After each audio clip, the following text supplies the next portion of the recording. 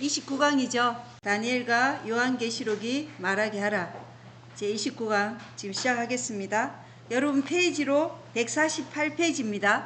어제 이어서 계속 진행하겠습니다. 148쪽. 여기 이제 숫자 10이 모든 또는 많음을 의미하는 숫자임을 시사하는 것으로 보이는 여러 문구가 있다. 이집트의 10가지 재앙과 관련하여 숫자 10의 의미를 언급하면서 이리 모스칼라는 숫자의 상징적 의미를 다음과 같이 설명했는데 한번 읽어보겠습니다. 또한 숫자 10은 성경적 상징주의에서 중요한 의미를 지닌다. 10은 충만함 또는 완전함을 나타낸다. 이집트의 10재앙은 하나님의 공의와 보응이 충만한 표현을 가리킨다. 네, 10은 충만함, 완전함, 완전한 계시. 그러니까 하나님이 너희가 10번이나 나를 속였다. 그러면 살면서 내내 하나님을 속였다는 거예요. 다음은 모스칼라의 평가를 확인시켜주는 몇 가지 성경적 사례인데 한번 읽어보겠습니다. 낙타 10마리는 아브라함의 모든 소유를 상징한다. 하인 10명은 그리스도를 믿는다고 공언하는 모든 사람들을 상징한다. 한나가 아이를 낳지 못하자 남편은 자신이 10아들, 즉 많은 아들보다 낫지 않느냐고 물었다. 도시의 10통치자는 그들 모두를 상징한다. 비건 청년들은 바벨론 학당의 다른 모든 학생들보다 10배나 뛰어났다. 그리고 10처녀는 하나님의 모든 백성을 상징한다. 예. 자, 낙타 10마리는 아브라함의 모든 소유를 상징한다는 것이죠. 아브라함의 종이 이삭의 신부감을 찾기 위해 메소포타미아로 가서 나홀의 집에 이르렀잖아요. 그죠? 그때 낙타 10마리를 가지고 왔어요. 자기 종 10사람에게 또 예수님께서는 10문화를 건네며 내가 돌아올 때까지 관리하라, 또 이런 말씀도 하셨잖아요. 그죠? 10문화. 예수님이 죽으시고 부활하신 다음에 이 땅에 있는 주님의 관리자들에게 10문화를 주셨다는 것을 상징하고, 한나가 아이를 낳지 못해서 남편은 자신이 10아들보다, 그러니까 사무엘상 1장 8절의 이 말씀은 많은 아들보다 낫지 않느냐 이렇게 물은 것이고, 또 도시 10통치자는 그들 모두를 상징하는데 전도서 7장 19절에 도시 10통치자는 그들 모두를 상징하고, 다니엘서 1장 20절에 비근 청년들, 다니엘과 세 친구들이 바벨론 학당의 다른 모든 학생들보다 10배나 뛰어났다. 아주 뛰어났다는 거예요. 수준이 10배가 아니라 모든 학문에 통달할 정도의 그런 하나님께서 지혜와 지식을 주셨다는 거예요. 그리고 10처녀, 마태복음 25장 1절에 있는 10처녀는 하나님의 지혜로운 모든 백성들을 상징하는 것이죠. 하나님의 말씀을 듣고 그냥 행하지 않는 것이 아니라 하나님의 말씀을 듣고 바로 행하는 그러한 지혜로운 하나님의 백성들을 상징하는데, 우리가 수입의 10%를 하나님께 드릴 때 우리는 수입의 전부를 11조로 바치는 것이라고 레위기서 27장 30절에 말씀하고 있어요. 그리고 십계명은 사람의 모든 의무를 담고 있다고 전도서 12장 13절에 기록되어 있고, 하나님은 그 외에 십계명 외에 더 이상 아무것도 더하지 않으신다고 신명기 5장 22절에 기록되어 있고, 그리고 마태복음 22장 40절에는 모든 율법과 모든 선지자는 10계명으로 요약되는데, 마음을 다하고 생각을 다하고 혼을 다하여 주 내 하나님을 사랑하라. 그리고 둘째 계명, 그것과 같은 것으로 너는 내 이웃을 내 자신과 같이 사랑하라. 우리가 이것만 되면 이런 빛 충만한 금방 받지 않겠어요? 예. 하나님 사랑, 이웃 사랑이 내 자신을 사랑한 만큼 사랑하는, 이게 저 안에도 참 너무 부족하고 그런데 정말 그렇게 됐으면 좋겠네. 자, 그리고 10뿔은 요한계시록 12장의 용 짐승, 요한계시록 13장의 바다 짐승, 요한계시록 17장의 붉은 빛 짐승의 머리에서 발견되는데, 7머리가 차례로 다스리는 반면 10뿔은 동시에 다스린다는 것입니다. 이는 10뿔 모두가 그들이 왕국을 받을 때 동시에 8번째 머리에서 치명적인 상처에서 부활한 바다 짐승과 함께 다스릴 것이라는 사실에서 분명히 드러나고 있어요. 그래서 계시록 17장 12절에 교황로마는 마지막으로 부활하는 교황로마다. 그래서 이 계시록 17장 12절에 13절에 나오는 10뿔은 전 세계를 나타낸다는 것을 지금 성경을 통해서 지금 설명하고 있는 거예요. 예, 전 세계를 나타낸다. 그래서 형상의 발과 발가락에 대한 최종적인 성취는 요한계시록 17장에 있는데 거기서 우리는 다시 한번 7머리와 10뿔을 가진 용과 같은 짐승을 만나고 10뿔은 다니엘 2장의 형상의 10발가락, 그리고 요한계시록 13장의 바다 짐승의 10뿔, 그리고 다니엘 7장의 용과 같은 짐승의 10뿔과 동일하다는 것입니다. 자, 그리고 10뿔은 10왕을 상징하는데 계시록 17장 12절에 그러나 다니엘 7장과 요한계시록 13장의 10뿔이 1260년 동안 유럽 국가들에서 교회와 국가가 연합하는 것을 상징하는 반면 그게 이제 1260년 동안 유럽 국가들에서 교회와 국가가 연합하는 것을 상징하는 게 다니엘서 7장 25절에 한때 두때 반때, 그리고 계시록 13장 5절에 42달, 이 기간이 다 1260년하고 같은 기간이라는 것이에요. 그래서 유럽 국가들에서 교회와 국가가 연합하는 것을 상징하는 반면 요한계시록 17장의 10뿔은 기간이 명시되어 있지 않다는 거예요. 10뿔이 짐승과 함께 짧게 통치하는 이 시간이 지금 기록되어 있지 않다는 것입니다. 그래 보면 1시간 동안 왕으로서 권능을 행사한다 이렇게 되어 있기 때문에 권능을 받는다 1시간 동안. 그래서 그 1시간이 사실은 얼마인지는 모르겠어요. 그래서 저도 이걸 생각해 봤어요. 계시록 8장에 반 시간 동안 하늘이 고요했다 그랬잖아요. 7인. 그때 이 반 시간을 이제 하루 1년 원칙으로 하면 7일이에요. 우리가 하늘에 갈 때도 7일을 거쳐서 오리온 성자로 하나님 보좌가 있는 데로 들어가고 예수님이 이 땅에 내려올 때도 7일이 걸리나? 이런 생각 하거든요. 왜냐하면 예수님이 일어나셔서 정말 7일 만에 이 땅으로 재림하시는가. 그래서 그러면 1시간이면 14일밖에 안 되는데 그렇잖아요. 반 시간이 7일이라 그랬거든요. 그럼 1시간이면 14일밖에 안 돼요. 그렇게 짧게 통치할까? 그래서 이 의미는 사실은 모르겠어요. 왜 1시간이라고 했는지. 그걸 1일 1년 원칙으로 계산하기에는 이게 너무 짧잖아요. 그죠? 예, 그렇다고 이걸 연으로 계산할 수도 없고. 그럼 14년이 돼. 그럼 우린 다 죽어야 돼요. 14년이 되면. 요거는 저도 아직 풀리지는 않아요. 그래서 기간이 명시되어 있지 않은 이 미래의 교회와 국가가 새롭게 연합하며 짐승의 치명적인 상처가 치유되는 기간을 상징하는데 요한계시록 17장에서 10뿔은 더욱 확장된 의미를 지니며 땅의 왕들과 온 세상을 포함하는 것이라는 거예요. 왜 그걸 우리가 확신할 수 있냐면 계시록 13장 3절에 온 세상이 놀라며 짐승을 따른다고 되어 있잖아요. 그죠? 온 세상이 놀라며. 그리고 계시록 16장 13절로 14절에 보면 악의 삼중연합이 있죠. 땅과 온 세상의 왕들에게 나아가 전능자 하나님의 큰 날에 있을 전쟁을 위하여 다 그들을 모은다. 아무개돈 전쟁을 위해서. 그래서 계시록 16장 13절과 14절에도 이 열불 열왕이 전 세계적이라는 것을 알 수 있고 계시록 16장 16절에도 아마겟돈 전쟁에 대해서 얘기하고 17장 2절에도 땅의 왕들이 음녀와 음행했다 이렇게 돼 있어요. 그리고 계시록 17장 12절로 13절은 열불은 열왕인데 짐승에게 권능과 힘을 준다 이렇게 되어 있기 때문에 이 열불 열왕은 온 세상을 포함한다. 예, 땅의 왕들과 온 세상. 그러면 온 세상이 그 소수의 무리에 뭐가 되는 거예요? 다 적이에요. 적. 그러니 우리가 지금 이 정신, 이 마음으로 이 소환란인들 견디겠어요?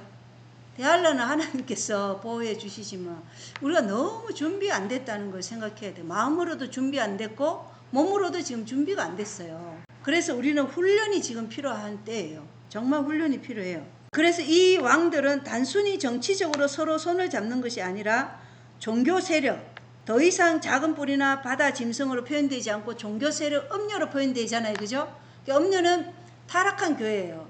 그래서 종교 세력이 그들을 조종하고 자신의 목적을 위해 그들을 이용할 것인데 요한계시록 17장은 이 큰 음녀가 많은 무리에 앉아 땅의 왕들과 음행하는 모습을 묘사하고 이는 마치 철과 진흙이 섞이는 것과 같다는 것입니다. 그래서 계시록 14장 8절 그리고 계시록 17장 2절 계시록 18장 3절 9절에서 그걸 보여주는데 한번 읽어보겠습니다. 계시록 14장 8절 또 다른 천사가 뒤따르며 이르되 저 큰 도시 바벨론이 무너졌도다 무너졌도다 이는 그녀가 모든 민족들로 하여금 자기의 음행으로 인한 진노의 포도즙을 마시게 하였기 때문이라 하더라. 예, 여기 보면 모든 민족과 음행했다 그러죠. 그래서 땅의 왕들과 온 세상을 포함하고 있다는 것을 알 수 있고 17장 2절도 읽어보겠습니다. 땅의 왕들이 그녀와 음행하였고 땅에 거주하는 자들도 그녀의 음행의 포도주에 취하게 되었도다 하고 예, 여기도 땅의 왕들이 그녀와 음행하였고 땅에 거주하는 자들도 다 이 음녀와 음행하였다. 그리고 18장 3절 9절 읽어보겠습니다. 모든 민족들이 그녀의 음행으로 인한 진노의 포도즙을 마셨고 또 땅의 왕들이 그녀와 음행하였으며 땅의 상인들도 그녀의 넘치는 사치로 말미암아 치부하였도다 하더라. 예, 여기도 모든 민족들이 음녀와 음행했다. 그리고 계시록 18장 9절 그녀와 음행하고 호화로이 살던 땅의 왕들이 그녀가 탈 때에 나는 연기를 보고 그녀로 인해 슬피 탄식하며 그녀를 위해 애통할 것이요. 예, 모든 왕들뿐만 아니라 그 밑에 보면 또 상고들도 상인들 경제계들도 이 바벨론이 멸망하면 자기들도 멸망하는 것을 알기 때문에 슬퍼한다는 거죠. 그리고 그녀의 독한 포도주로 그들을 취하게 하며 신성모독적인 이름을 가지고 과거처럼 지극히 높으신 이의 성도들을 죽일 것이라는 거예요. 그래서 이것은 인간의 권세와 능력으로 창조된 신세계 질서를 지상에 수립할 마지막 시대에 배도한 교회의 모습이라는 거예요.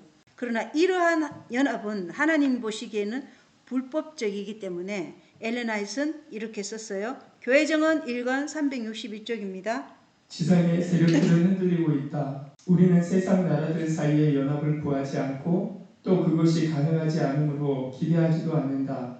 느부갓네살의 신상에서의 우리의 위치는 분리의 상태에 있는 발가락으로 부셔져 버릴 재료로 또한 도저히 하나로 합쳐질 수 없는 것으로 묘사되어 있다. 네, 분리해서 철과 진흙이 이렇게 섞일 것이나 완전한 연합은 없다 그랬어요. 진흙은 타락한 교회를, 그리고 철은 정치계의 그런 장깨를 혼합한 것이다 이렇게 적혀져 있더라고요.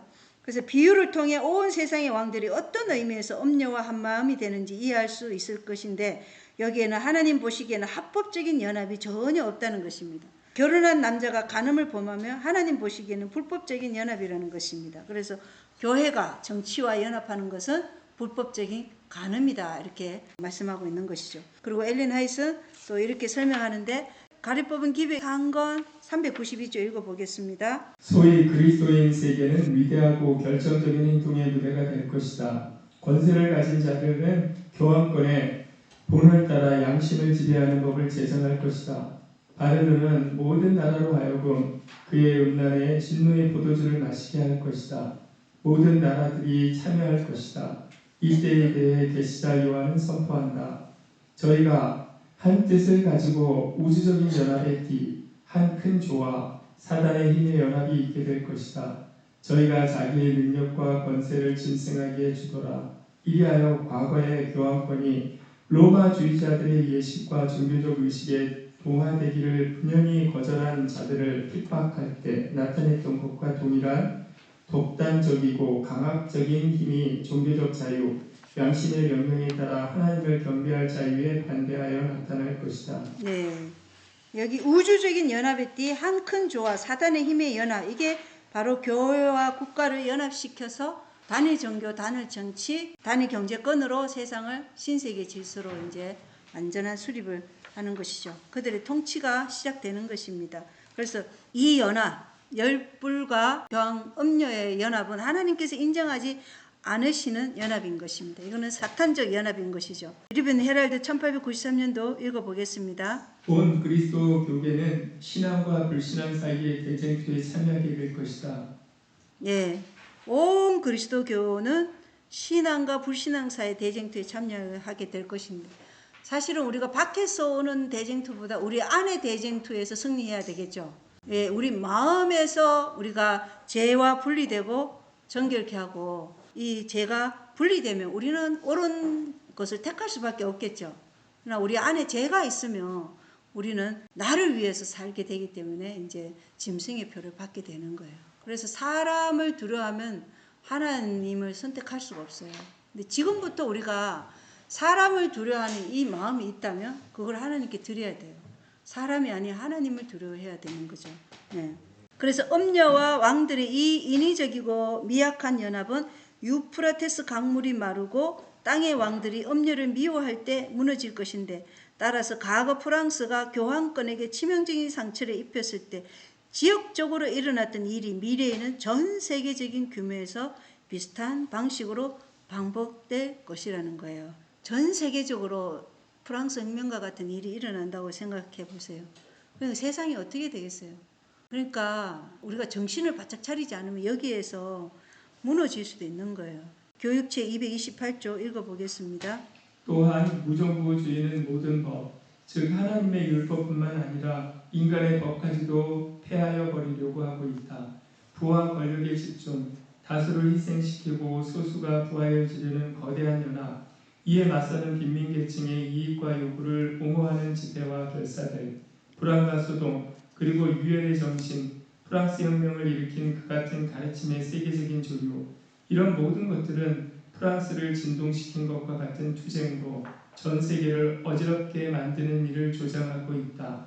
이런 영향들은 오늘날의 청소년들이 직면할 수밖에 없는 일들이다.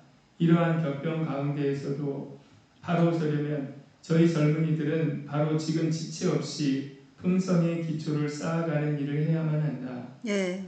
무정부주의는 하나님의 율법뿐만 아니라 인간의 법까지도 폐하해 버려요.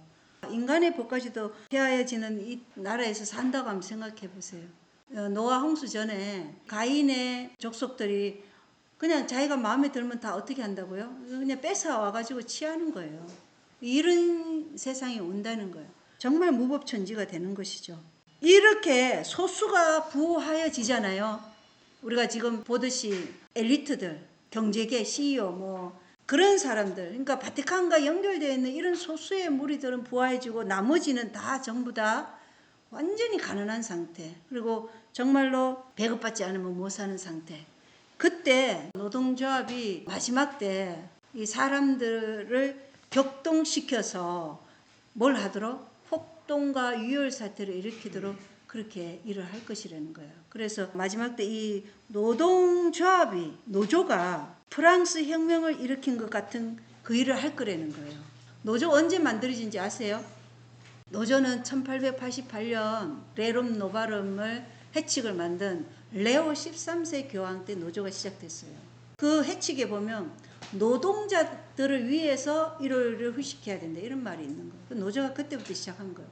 그리고 그 레오 13세가 시작한 그 일요일 법령을 레오 14세는 왜 레오라고 이름을 했는지 아시겠죠? 완성할 거예요.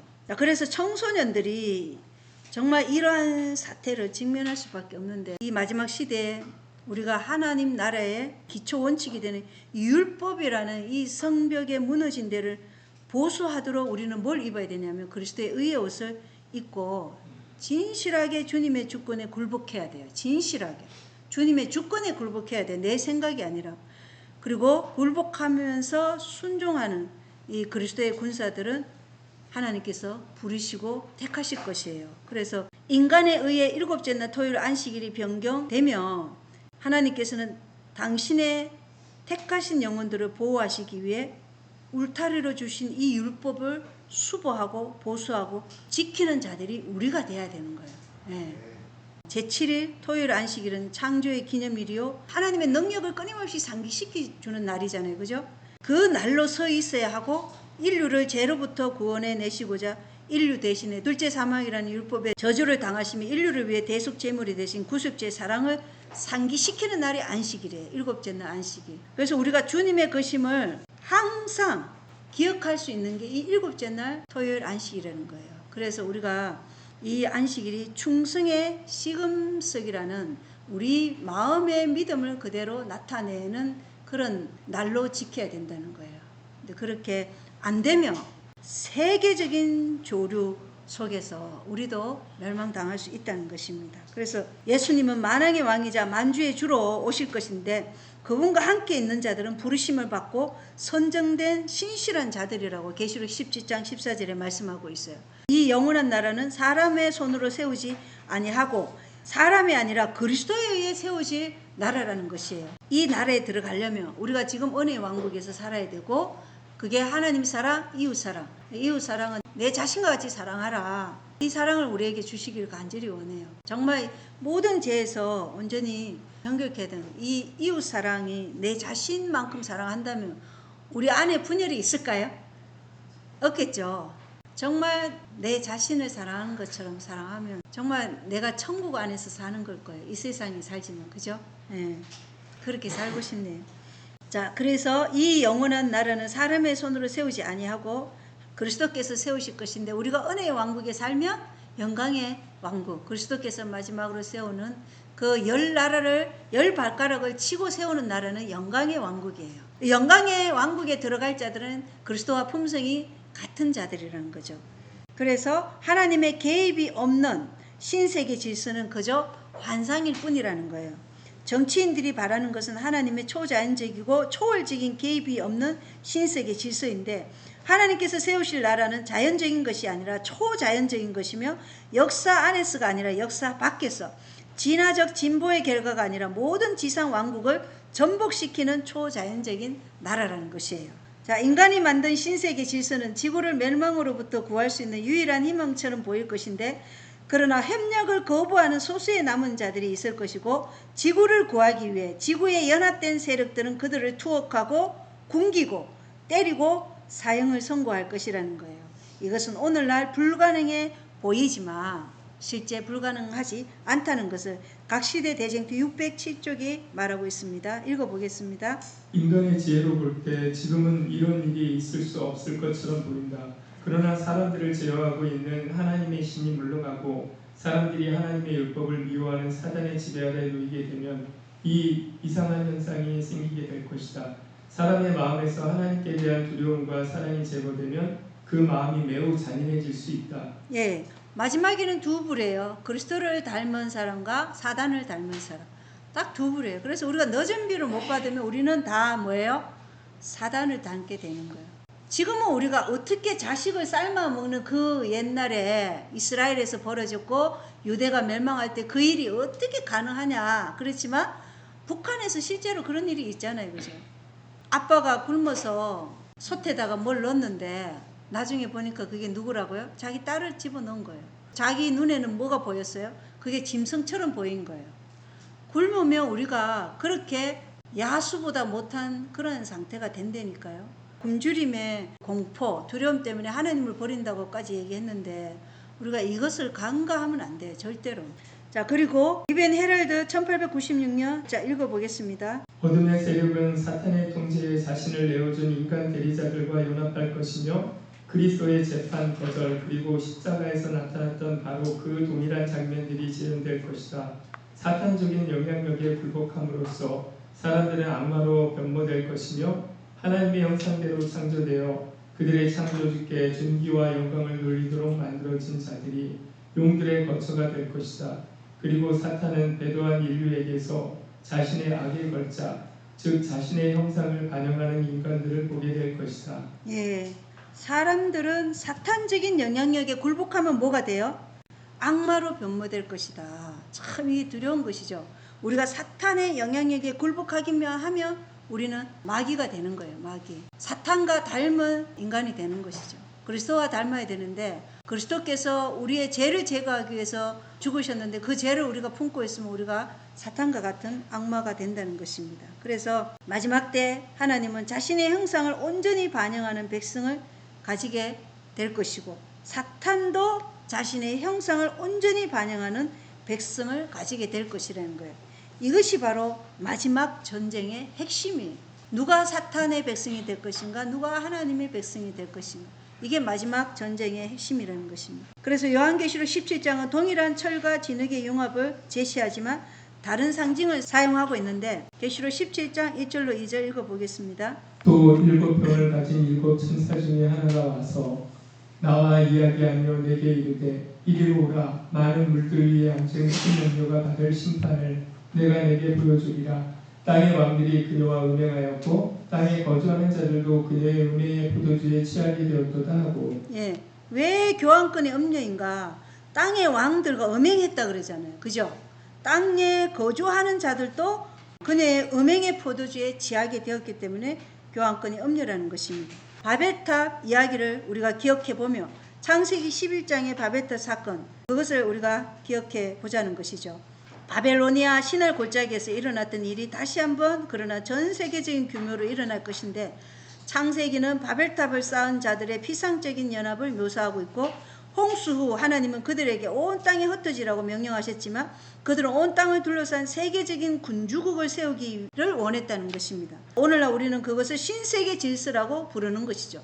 그래서 창세기 11장의 바벨탑이 오늘은 뭐예요? 오늘날은 신세계 질서. 하나님께서 친히 그들이 연합했다고 말씀하셨지만 그것은 반역의 연합이었기에 결코 제대로 된 연합이 아니었다는 것입니다. 창세기 11장 6절 읽어보겠습니다. 보라, 백성이 하나요 또 그들이 다 한 언어를 가지고 있으므로 이 일을 하기 시작하니 이제 그들이 하려고 상상한 어떠한 일도 막지 못하리라. 예, 백성이 하나요 그들이 다 한 언어를 가졌다. 지금은 한 언어를 가지지 않았기 때문에 뭘로 자신들을 표현하고 있다고요? 상징이나 사인으로. 그러나 이 연합에 있어서 믿지 않는 자들은 기후위기라는 슬로건으로 운동으로 모으고, 믿는 자들은 일요일이라는 이 짐승의 표를 가지고 모은다는 것입니다. 그래서 엘렌 화이트는 이 구절의 의미를 다음과 같이 학대 설명했는데, 부조와 선지자 118조 읽어보겠습니다. 하나님께서는 사람들이 온 땅에 흩어져서 땅에 충만하고 그것을 정복하도록 지시하셨었다. 그러나 이 바벨탑 건설자들은 그들의 공동사회를 한 단체로 연합시켜서 결국 온 세계를 포함할 한 왕국을 세우기로 결정하였다. 그리하면 그들의 도시는 세계적 제국의 수도가 될 것이며 그 영광은 온 세계의 칭찬과 존경을 자아낼 것이며 건설자들은 명성을 얻을 것이었다. 하늘에까지 닿을 굉장한 탑은 이 탑 건설자들의 명성을 후대에 길이 보존시키면서 저들의 능력과 지혜의 기념비로서 서 있게 하고자 의도되었다. 예, 자신들을 영화롭게 하기 위한 바벨탑을 지은 것이죠. 그래서 마지막에 자기 의가 한 올이라도 섞이면 어떻게 된다고요? 그는 예수님께서 내가 너를 전혀 알지 못한다 이렇게 말씀하시는 거예요. 우리 자신 안에는 뭐가 없다고요? 선이 없고 사랑이 없고 의가 없고 아무것도 없어요. 예, 우리 안엔 죄밖에 없어요. 그런데 자기 안에 자기가 뭔가 이렇게 선하고 의롭다고 이렇게 생각하고 있잖아요. 그럼 그 사람을 잃어버림 당하는 거예요. 예수님이 나는 너를 도저히 알 수 없다. 왜냐? 그는 예수님의 품성을 담지 않았어요. 왜냐? 그리스도의 의를 잊지 않았기 때문에 예수님을 알아볼 수 없는 거죠. 바벨탑의 정신이 바로 그거잖아요. 자기를 높이고자 하는 정신. 그래서 건설자들이 목표가 눈앞에 다가왔다고 믿었을 때 하나님께서 개입하셨고 연합은 무너졌고 건설자들은 서로를 죽였다는 것을 우리가 읽어보겠습니다. 여기 부조와 선지자 120조. 혼란과 낭패가 잇따랐으며 모든 공사는 곧 답보 상태에 있게 되었다. 이제는 더 이상 조화나 협력이 있을 수 없었다. 건축자들은 그들 사이에 있는 이상한 오해들의 이유를 도무지 밝힐 수 없었고 분노와 실망 중에 그들은 서로 비난하였다. 그들의 공모는 투쟁과 유혈로 종말을 보하였다. 예, 투쟁과 유혈로. 그래서 마지막 때도 똑같아요. 6번째 재앙 때 물이 말라서 서로에게 등을 돌리게 되잖아요. 그러면 이러한 똑같은 일이 벌어질 것이에요. 사람들은 자신들을 속인 종교 지도자들에게 등을 돌리면서 그들을 어떻게 한다고요? 갈기갈기 찢어 놓는다 그러는 거예요. 그래서 서로를 미워하는 그 마음이 이제 마지막에 자기들끼리 싸우면서 이제 자멸하는 것이죠. 그들의 한 생각을 가지고 이 세상을 신세계 질서라는 질서 안에 통치하고자 하지만 그것이 바벨탑이 미완성이었듯이 그 통치도 미완성으로 끝날 것이라는 거예요. 그래서 바벨로 돌아가 보면 요한계시록 17장은 하나님의 말씀이 성취될 때까지, 그리고 7째 재앙 때 하나님의 마지막 말씀이 다 되었다고 할 때까지 땅의 왕들과 온 세상이 한 생각, 즉 같은 뜻을 가질 것이라고 말하고 있어요. 그때 하나님은 그분의 신실한 백성들을 구원하실 것이라고 계시록 16장 17절 그리고 17장 17절 그리고 대쟁투 635쪽에서 636쪽을 요약하면 그렇다는 것입니다. 계시록 16장 17절 읽어보겠습니다.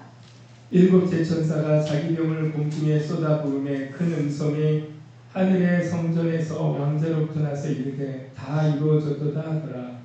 예, 17장 17절도 읽어보겠습니다.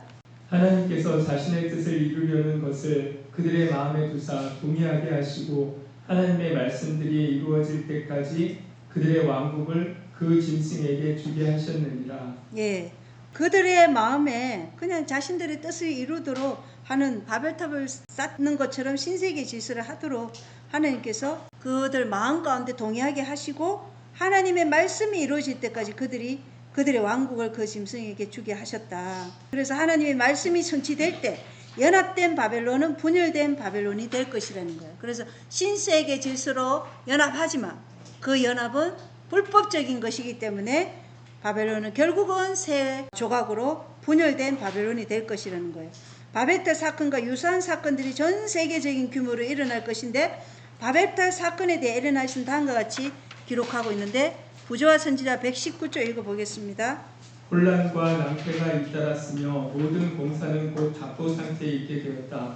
이제는 더 이상 조화나 협력이 있을 수 없었다. 건축자들은 그들 사이에 있는 이상한 오해들의 이유를 도무지 밝힐 수 없었고 분노와 실망 중에 그들은 서로 비난하였다. 그들의 공모는 투쟁과 유혈로 종말을 고하였다.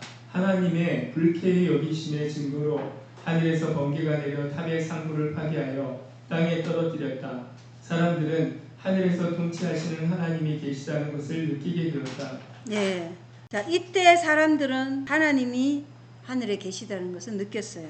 번개가 내려서 탑의 상부를 파괴하여 땅에 떨어뜨렸을 때. 그래서 땅의 왕들과 온 세상은 배도한 개신교와 교환권과 동맹을 맺고 1월 법령을 제정하고 강행하도록 자국의 수많은 사람들에게 영향을 미칠 것이고 이 일이 일어나면 왕들은 모두 같은 생각을 갖게 될 것이라는 거예요. 땅의 왕들이 모두 한 마음이 될 것이라는 것을 계시록 17장이 말해주고 있고 부조와 선지자나 각시대 대징투가 그것을 보여주고 있어요.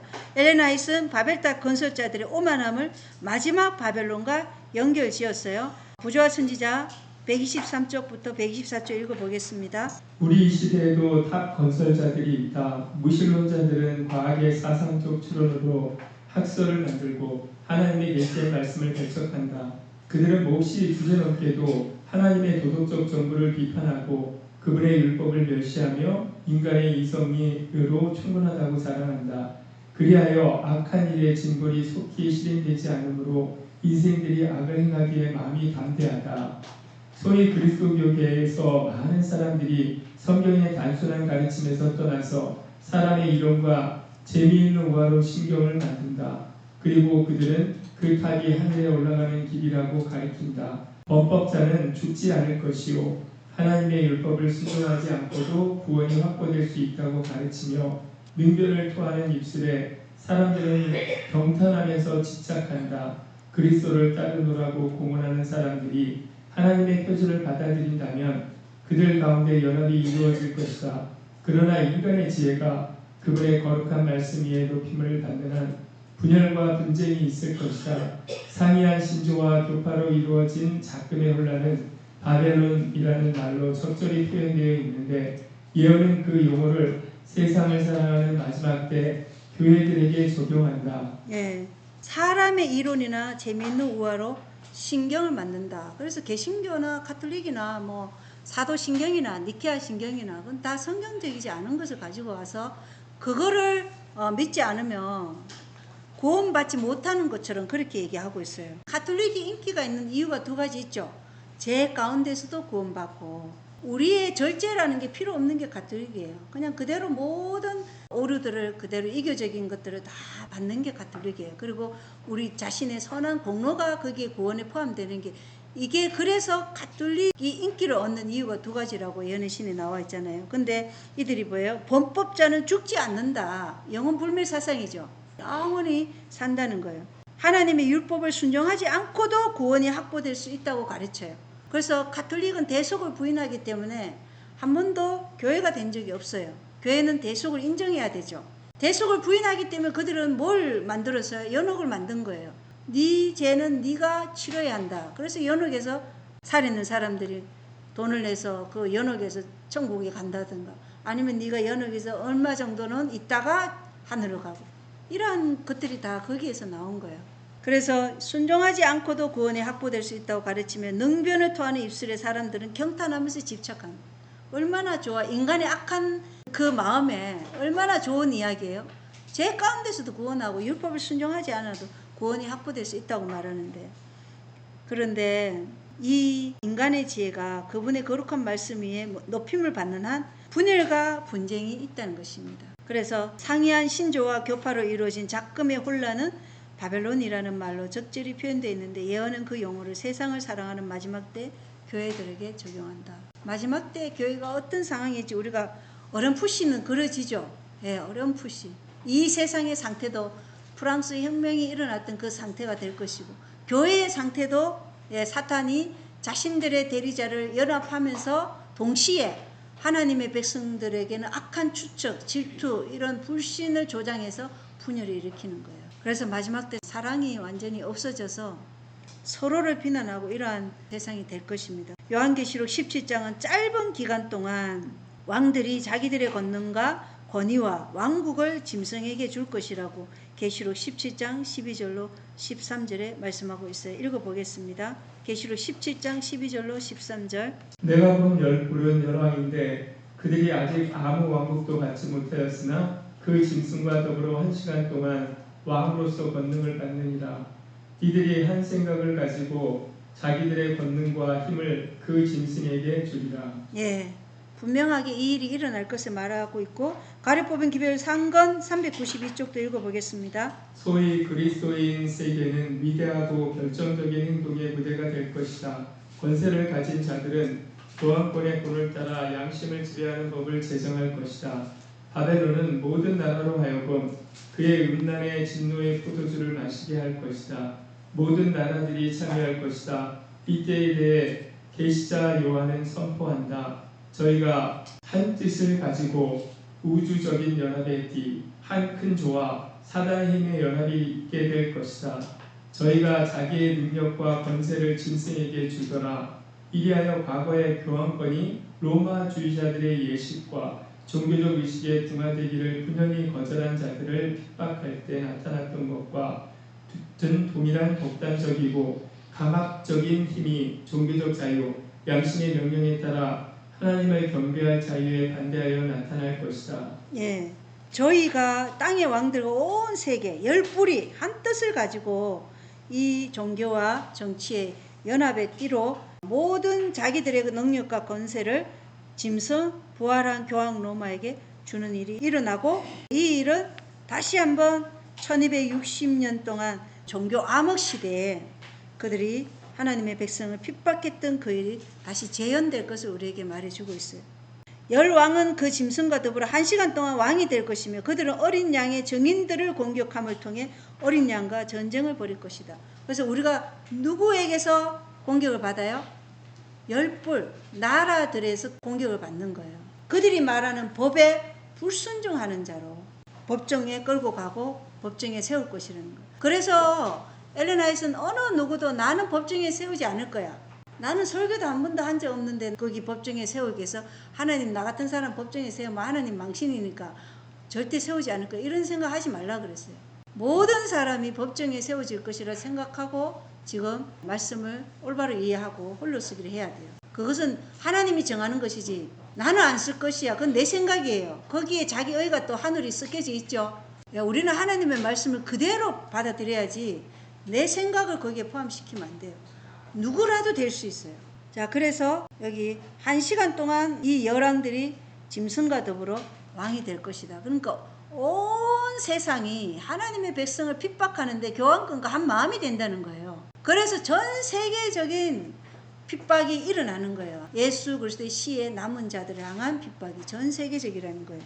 그리고 어린 양의 정인들을 공격함을 통해 어린 양과 전쟁을 벌일 것이라고 계시록 19장 11절 19절 그리고 16장 14절 17장 14절 읽어보겠습니다. 계시록 19장 11절.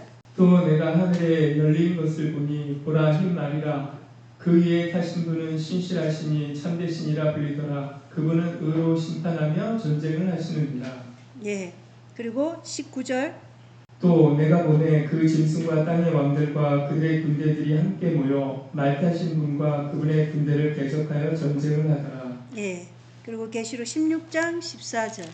그들은 마귀들의 영들로서 기적들을 행하며 땅과 온 세상의 왕들에게 나아가 하나님 곧 전능자의 저 큰 날에 있을 전쟁을 위하여 그들을 모으더라. 예, 어린 양의 정인들을 공격함을 통해 어린 양과 전쟁을 벌이는 것을 지금 말씀하고 있어요. 그리고 계시록 17장 14절. 이들이 어린 양과 전쟁을 하려니와 어린 양께서 그들을 이기시리니 그분은 주들의 주시오 왕들의 왕이시며 또 그분과 함께 있는 자들은 부르심을 받고 선전된 신실한 자들이니라 하더라. 예, 신실한 자들을 공격하는 것이죠. 누가요? 열불이 전 세계적으로 공격을 감행한다는 것입니다. 그리고 여기 교회정은 7권 183조 읽어보겠습니다. 우리가 최후의 위기에 접근해감에 따라 주님의 기구들 사이에 조화와 연합이 존재하는 것이 매우 중요하다. 세상은 폭풍과 전쟁과 알력으로 가득 차 있다. 그러나 교황권이라는 한 머리 아래 사람들은 그분의 증인들을 통하여 증거되는 하나님을 반대하기 위하여 연합할 것이다. 이 연합은 큰 배교를 통하여 견고해진다. 예, 우리가 최후의 위기에 접근해 감에 따라 주님의 기구들 사이에는 조화와 연합이 존재하는 것이 매우 중요하다.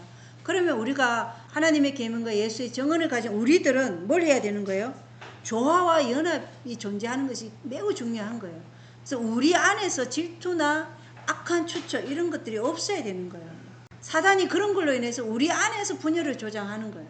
왜냐? 자기를 높이는 사람은요, 스스로 의롭다고 생각하는 사람은 나중에 야수보다 더 못한 존재로 타락한다고 그렇게 말씀되어 있거든요. 왜 분열과 악한 추측이 일어나냐면 자기를 높이는 그 정신 때문에 그래요. 그런데 세상은 뭐예요? 교황권이라는 한 머리 안에 사람들은 그들의 정치적 지도자들의 지도하에 그분의 정인들을 통하여 증거되는 하나님을 반대하기 위해 연합한다는 것입니다.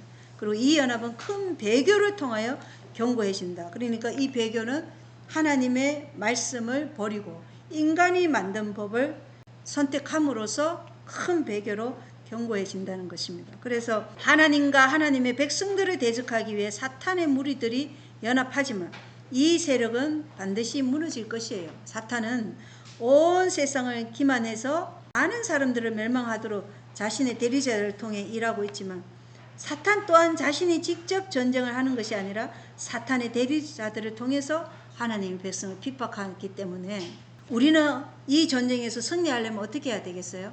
오직 그리스도 안에 우리 자아가 숨겨져야 되는 거예요.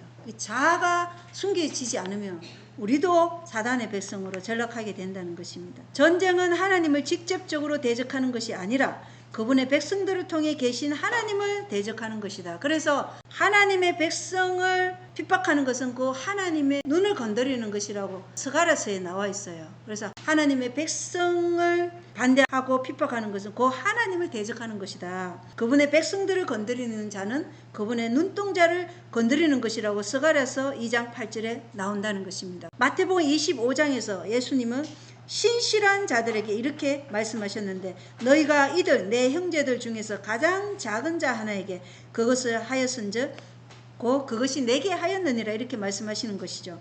그것을 하였은즉 내게 하였느니라. 또한 예수님께서는 다소 사람 사울에게 말씀하실 때도 사울아 사울아 네가 어찌하여 나를 핍박하느냐라고 말씀하셨어요. 사울이 하나님 백성들을 잡아서 감옥에도 넣고 죽이도록 또 역할을 했죠. 그것이 바로 예수 그리스도를 핍박하는 것이라고 다메섹가는 사도 바울에게 나타나셔서 그 말씀을 하셨어요. 그러므로 박해는 그리스도께 직접 행하는 것이 아니라 그리스도의 정인들에게 행해지는 것이고 또 사단의 대리자들을 통해서 박해가 이르러 온다는 것입니다. 그래서 우리가 한 교회에 있어도 우리 안에 바벨론 사상이 있고 자아를 높이는 정신이 있으면 우리가 다 뭐예요?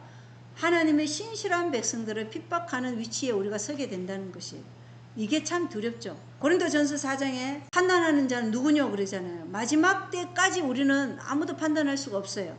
왜냐? 아론도 자신의 생명이 위태로웠을 때 뭘 만들었어요? 굴복했잖아요. 그 무리들 앞에 금신상을 만들었지만 그가 회개하고 돌아왔잖아요. 근데 대만은 보세요. 사도 바울이 감옥에 갇혔을 때 세상으로 가버렸어요. 그러니까 우리는 누가 어떻게 될지 지금은 판단할 수 없지만 마지막에 은혜 시간이 끝나기 전에 흔들림이 올 거예요. 그때 우리는 모든 것을 알게 되는 거예요. 지금은 돌아올 수도 있어요. 느부갓네살이 그렇게 해서도 돌아왔듯이. 예, 아무도 몰라요. 그러나 끝이 이르러 올 때가 있다는 것입니다.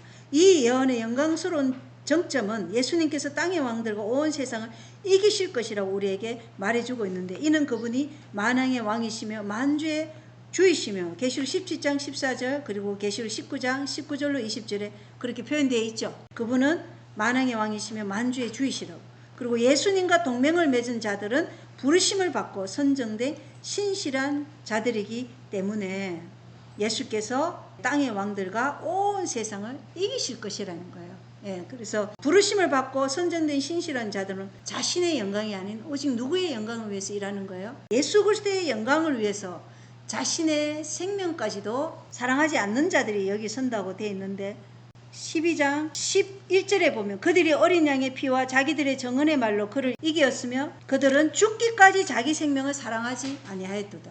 이게 있어야 되는 거예요.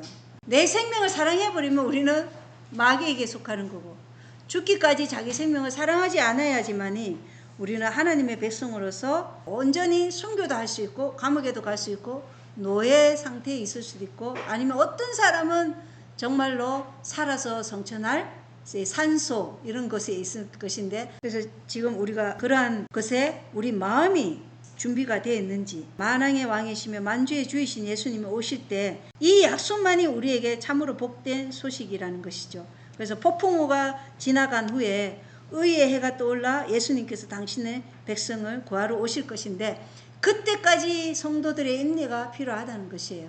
예, 그 인내는 죽기까지 자신을 사랑하지 않는 인내예요. 그래서 마지막 때 우리가 반드시 가지고 있어야 할 품성이 뭐예요? 죽기까지 자기를 사랑하지 않는 그 인내. 예수님께서 나를 부활시킬 것이라. 예수님의 안에서 죽은 자들은 복이 있다고 말씀하셨기 때문에 그 말씀을 붙잡고 우리는 끝까지 가야 되는 거예요. 그래서 하나님의 백성이 겪는 환난의 시간은, 다니엘서에 보면 풀무불이 있잖아요. 그죠? 풀무불이 있고, 사도 바울은 뭐 40번에 한 번 뺀 매를 몇 번 맞았어요? 5번이나. 여기 대쟁표에 보면 때리기도 한다 그랬잖아요. 그리고 굶주림. 어떤 사람들은 바다에 배를 띄워가지고 그대로 바다에 빠뜨린다는 말씀도 있어요. 그러니까 이러한 상황들이 우리에게 이르러 올 때 정말 내 영혼이 주님 안에서 평안할 수 있을까? 예, 우리가 어제 잠이 불러봤지만 망망대해에서 우리가 그러한 상황이 있을지라도 주님이 내 영혼을 받으실 것이라는, 내가 믿음의 선한 싸움을 싸웠다고 말할 수 있어야 된다는 것. 그게 우리에게 필요하다는 것입니다. 그래서 풀물불 용광로 속에서도 우리가 세상 끝날까지 그리스도께서 항상 함께 하시겠다는 주님의 약속을 우리가 어떤 마음을 가지고 있느냐에 따라서 인치심을 하실 것이에요. 근데 이 인치심을 못 받으면 우리는 이 상태가 될 수 없겠죠. 그래서 이 마지막 현대 진리는 인치심의 기별이고 알곡과 가라지의 분리고, 그리고 이것은 늦은 비를 받을 수 있는 자격이 될지 안 될지를 판가름하는 기별이 이 현대 기별이에요. 그리고 그 늦은 비를 받은 자만이 큰소리 외침을 한다는 것입니다. 그래서 하나님께서 환난의 시간을 겪도록 하시는 것은 우리의 세속적인 본성을 시련의 불 속에 들어가서 온전히 소멸시키기 위한 것이에요. 그래서 이 시련은 우리의 모든 세속적인 이 본성들을 시련의 불 속에서 완전히 소멸시켜줘요. 그래서 온전히 소멸시키기 위한 것이고, 그리스도의 성품이 완벽하게 드러나게 하시기 위함이 이 시련의 용광로라는 것이에요. 우리가 이걸 기억하면 되겠죠. 그리고 다니엘 6장의 사자굴에 들어간 다니엘과 같은 것이며 그렇게 우리를 세우신다는 것이에요. 그리고 다니엘의 적들을 처음에 다리오 왕과 한 마음이었지만 그들은 어떻게 됐어요? 결국 그들은 왕을 속이면서 다니엘을 죽이고자 했어요. 그 일이 우리 마지막 시대에도 일어난다는 거예요. 그러나 사자굴에 들어가신 분은 누구셨어요? 예수 그리스도이셨어요. 당신의 백성과 함께 사자굴에 들어가신 거예요. 풀무불 용광로에도 누가 들어가셨어요? 예수님께서 들어가셨다는 것입니다. 그래서 내 하나님께서, 예수 그리스도께서 나와 함께 하신다는, 그 영원히 함께 하신다는 것이 우리가 다니엘서를 보면 증명이 되잖아요. 그죠? 네, 증명이 되기 때문에 우리는 거기에 대한 염려는 안 해도 돼요. 그죠? 그러나 인내가 필요하다는 거예요. 죽기까지 자신의 생명을 사랑하지 않는 그 인내. 그 인내는 우리가 예수님을 정말 사랑해야지만이 가질 수 있는 인내잖아요. 만약에 이 땅의 것을 조금이라도 우리가 연연한다거나 우리의 생명을 조금이라도 사랑하는 마음이 있으면 우리는 그 시련을 통과할 수 없다는 거예요. 그게 오늘 여기 있는 말씀들이 지금 우리에게 보여주는 거예요. 실감이 나야 돼요. 우리가 어떠한 상황에 처할 것인지. 그게 두려움을 막 조장해서 공포를 일으키는 게 아니라 이러한 일이 있을 것을 우리가 대비해야 되는 거예요. 마음으로. 이러한 준비가 전혀 없는 상태에서 우리가 만약에 이런 시련에 들어간다면 감당이 되겠냐고요. 그래서 이러한 시련이 올 때를 대비해서 우리가 계속 기도하는 마음으로 지금 살아야 된다는 거예요. 네, 여기서 마치고 기도하겠습니다. 하나님 아버지, 우리의 시간이 얼마 남지 않았으면 우리가 확실하게 깨달을 수 있도록 도와주시옵소서. 이를 통해 우리가 더욱더 주님의 깊은 사랑 안에 우리가 항상 거할 수 있도록 도와주시고, 우리를 온전히 보혈의 피로 정결케 해주시는 하나님의 말씀 앞에 우리의 자아를 온전히 굴복하고 순종함으로 우리가 늘 주님의 말씀에 따라 살아가는 주의 백성들 되게 도와주시옵소서. 예수님은 우리로부터 죄를 제거하기 위해서 당신의 생명을 주셨다는 것을 늘 기억하면서 우리 죄를 붙잡고 있으면 그것은 우리가 예수님 것을 우리가 가지고 있는 것이기에 그것은 도둑놈이라는 것을 우리가 늘 기억하면서 우리의 죄를 붙잡지 않도록 하나님 도와주시옵소서. 하나님 사랑하기를 이웃 사랑하기까지 우리의 마음 가운데 그리스도의 사랑이 충만히 임하기를 간절히 소원하며, 이 다니엘과 요한계시록이 말하게 하라는 이 연연구 시간에 우리를 온전히 다른 사람으로 변화시켜 주시는 그리스도의 은혜에 온전히 우리가 자아가 굴복되는 시간이 되도록 인도하여 주시옵기를 예수 그리스도의 이름으로 간절히 기도합나이다. 아멘.